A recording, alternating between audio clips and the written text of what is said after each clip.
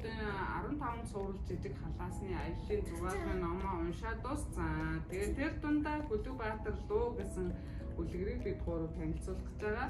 Энэ за тэгсэн just гаалгаа чимэглэн байжсэн шүү. хин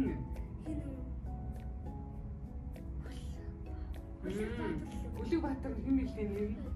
Тито. Нөгөөх нь Кууны хоёр. Нөгөөх нь үтгэн луу шүү дээ, тий? За, Хүлэгбаатар маань галтгоогоо маш гоё чимэглэж их цагийг галтгоонд өнгөрөөдөг.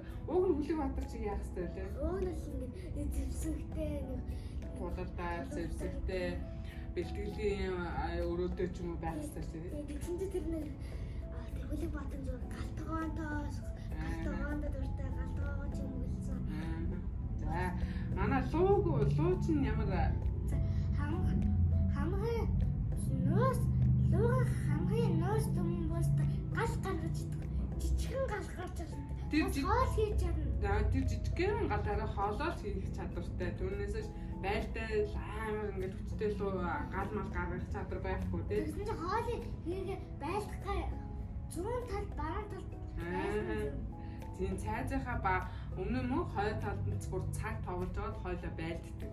Тэгээд татаа өглөөсөн чи ингээд цайны цаг нь болоод тэгээд холдчихсэн чинь тий.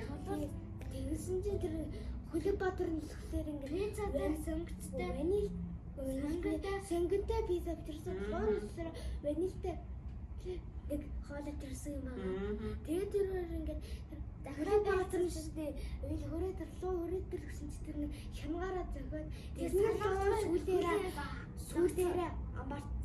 Сүүлдээрээ луу нь болохоор сүүлдээрээ зөөлхөө ингээд амбарчдаг шүү дээ тий.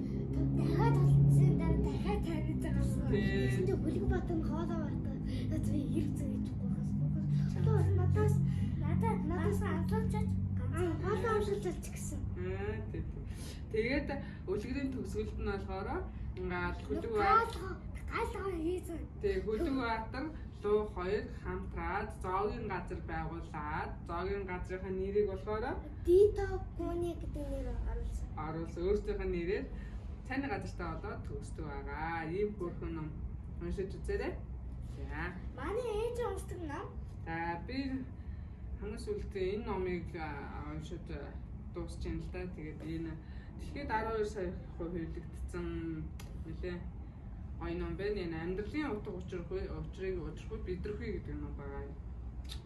Тэгээд энэ түүхэн зохиол байна. Яг бодит баримтын түүхэн зохиол мэдээж хэрэг олноор нь хомруулан устгаж байсан галдан шатааж байсан түүх агуулгадж байгаа. Тэгээд нэг уншаад үзэхэд бас нэг хэсэг юм бодогдуулнаа тийм.